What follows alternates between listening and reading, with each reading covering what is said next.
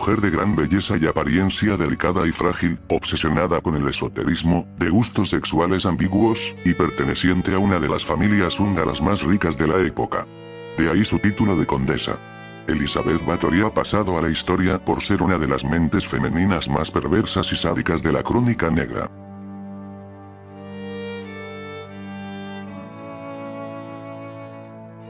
Ni siquiera su linaje nobiliario le eximió de dar rienda suelta a su depravado comportamiento, asesinando a más de 650 personas, sobre todo doncellas.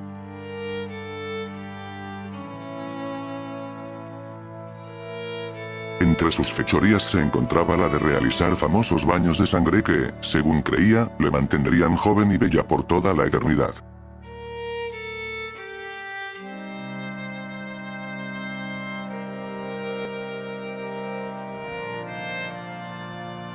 Nace el 7 de agosto de 1560 en Hungría, en el seno de una de las familias más antiguas y adineradas de Transilvania. Entre su parentela se encuentran poderosos personajes, un cardenal, varios príncipes y un primo que fue primer ministro de Hungría. También algunos más singulares, como un tío que adoraba a Satán, una tía bisexual de nombre Carla y un hermano mayor cruel y adicto a la bebida. Por no mencionar a su antepasado Vlad III Drácula Drácula, Tepes, el empalador.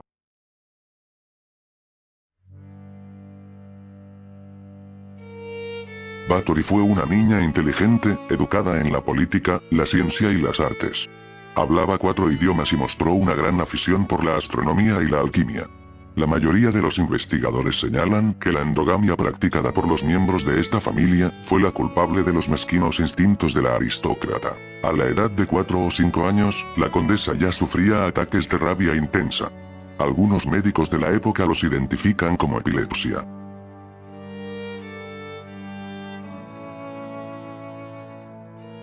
Con 11 se promete con Ferenc Nadasdy de 26, hijo de otra familia húngara de la aristocracia. Un año después y para ir tomando contacto con el nuevo clan, comienza a vivir en su castillo. Pero cumplidos los 13 años se queda embarazada de uno de los sirvientes.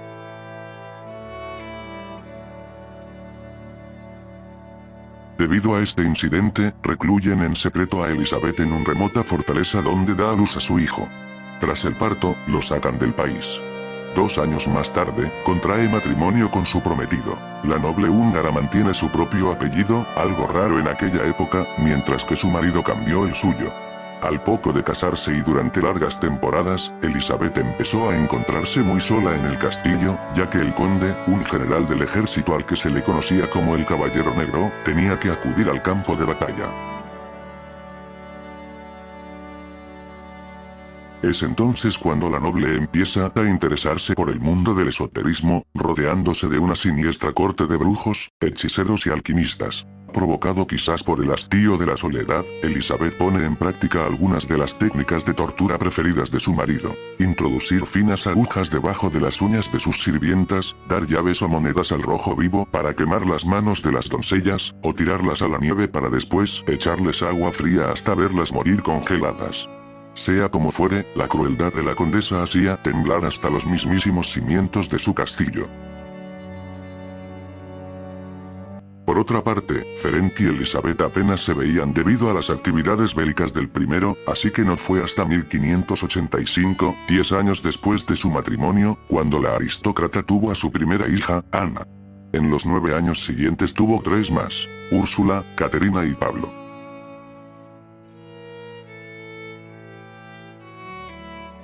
Curiosamente y gracias a las cartas que ella escribía a sus familiares, se puede deducir que Elizabeth era una buena esposa y una madre protectora. Una personalidad que contrasta de una forma aplastante con la citada en líneas anteriores.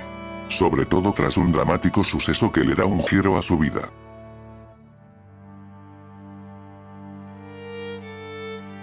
El 4 de enero de 1604, el Caballero Negro de Hungría muere de una súbita enfermedad durante una de sus batallas.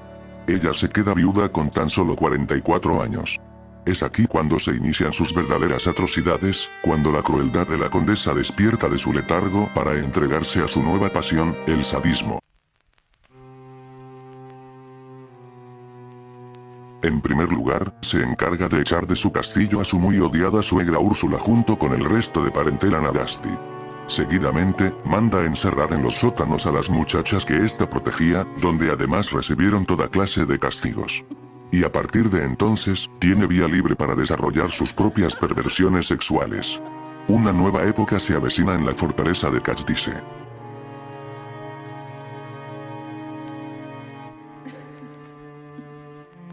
Además de su gran interés por el mundo esotérico, Elizabeth siente predilección por las relaciones amorosas con personas de ambos sexos y las visitas a su tía lesbiana Carla Bathory son cada vez más frecuentes, hasta el punto de participar en algunas orgías.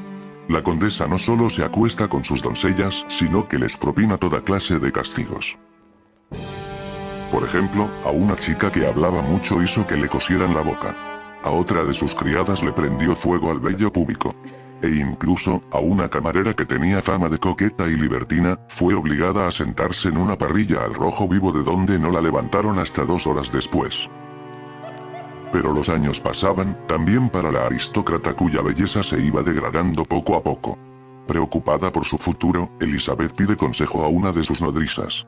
Esta le explica que el poder de la sangre y los sacrificios humanos daban muy buenos resultados y le sugiere darse baños de sangre. Era la mejor forma de conservar su hermosura indefinidamente. Y así lo hizo. Un buen día, una joven sirvienta estaba peinando a Elizabeth con la mala fortuna de propinarle un tirón. La noble en un ataque de rabia le dio tal bofetada que la sangre de la doncella salpicó su mano. Convencida de que el tramo de piel donde había caído la sangre se veía más joven y saludable, mandó que la cortaran las venas y el cuello y que llenaran una bañera con su sangre.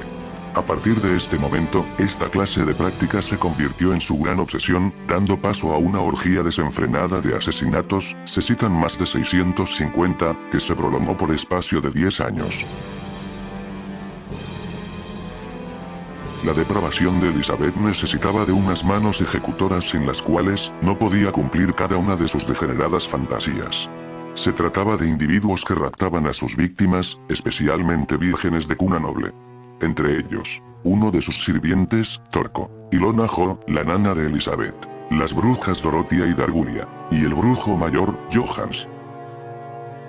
Durante 11 años, estos secuaces se encargaron de rastrear la región en busca de jóvenes apetitosas para saciar el hambre de su ama, cuya salud iba empeorando por momentos. Una temporada donde la condesa estuvo enferma en cama, mandó que le llevaran a una joven doncella para hacerle compañía. Cuando llegó se arrojó sobre ella, le mordió en la mejilla, le arrancó un trozo de hombro con los dientes y le clavó los dientes en un pecho. Por otra parte, empezaron a extenderse rumores por todo el pueblo acerca de que algo raro sucedía en el interior del castillo Katzdise. Y no era para menos. Llegó un momento en que ocultar los centenares de cadáveres procedentes de tan macabros asesinatos, se convirtió en un gran problema. A veces los escondían bajo las camas, pero el hedor era tan insoportable que tuvieron que trasladar los cuerpos a un campo cercano a la ciudad. La alarma saltó por 2 situaciones. Cuando parte de la población descubre más de una docena de niñas sin vida enterradas en las inmediaciones, y cuando una de las jóvenes a las que Elizabeth educaba en el castillo logra escapar de la fortaleza y dar parte a las autoridades.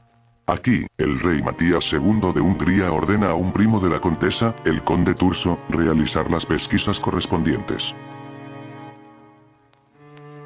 El 30 de diciembre de 1610, el conde Turso y sus hombres entran en el castillo de Katzdise. Lo primero que ven es a una criada en el cepo del patio, en estado agónico, tras recibir una paliza que la habría fracturado todos los huesos de la ingle.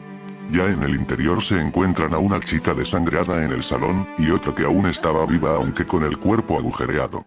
En la mazmorra, descubren a una docena que todavía respiraba, algunas de las cuales fueron perforadas y cortadas durante las últimas semanas. Y en los alrededores del palacio desenterraron otros 50 cadáveres. También hallaron toneladas de ceniza y serrín por todas partes, usados para recoger la sangre que se vertía tan abundantemente en aquel lugar. Pese a eso, todo el castillo estaba cubierto con manchas oscuras y despedía un tenue olor a carne. Mientras tanto, la condesa y algunos de sus brujos fueron sorprendidos en medio de uno de sus rituales de sangre. La detención se produjo de forma inmediata y fueron conducidos a prisión. Al contrario de lo que imaginamos, el juicio contra Elizabeth Bathory jamás se llevó a cabo. Unos dicen que su primo Turso llegó a un acuerdo con el rey Matías para impedir que la condesa pasara por ese mal trago y evitar con ello ensuciar el nombre de su familia. Otros creen que el hechizo de la vampira fue lo que la libró del proceso. Sin embargo, sus cómplices no se salvaron y fueron ejecutados de forma cruel. Se les arrancó los dedos con tenazas al rojo vivo y después terminaron ardiendo vivos en la hoguera. En cuanto a Elizabeth, pese a haber escapado del verdugo, no salió indemne de la causa. Como expiación de sus crímenes fue condenada a prisión perpetua y a ser emparedada en el castillo de Essay, con tan solo una diminuta rendija por la que le daban comida y agua. Murió 4 años más tarde. Tenía 54 años.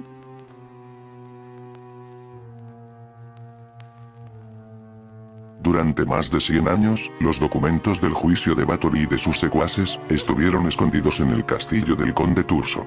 Según parece, demostraban la unión que existía entre la familia Bathory y la de Vlad Tepes, el famoso Drácula. Actualmente, es imposible saber qué sucedió realmente. Por un lado, las pruebas nos remiten a una asesina en serie depravada y feroz, cuya obsesión era rociarse de sangre humana para mantenerse joven y bella. Pero por otro, quizá fuera inocente y tan solo se comportara como una noble más de su época. Recordemos que en el siglo XVII, era común en Hungría castigar cruelmente a siervos y pupilos, incluso ejecutar a pequeños delincuentes. Aunque por las palabras que le escribió el conde Turso a la apodada como Condesa Sangrienta, se desprende que Elizabeth Bathory sí cometió estos atroces crímenes. Tú, Elizabeth, eres como un animal salvaje. Estos son tus últimos meses de vida. No mereces respirar el aire que hay en la tierra, no mereces ver la luz del Señor.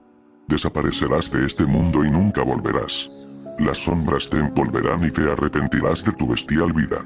Yo te condeno, Lady de Castice, a una prisión en vida en tu propio castillo.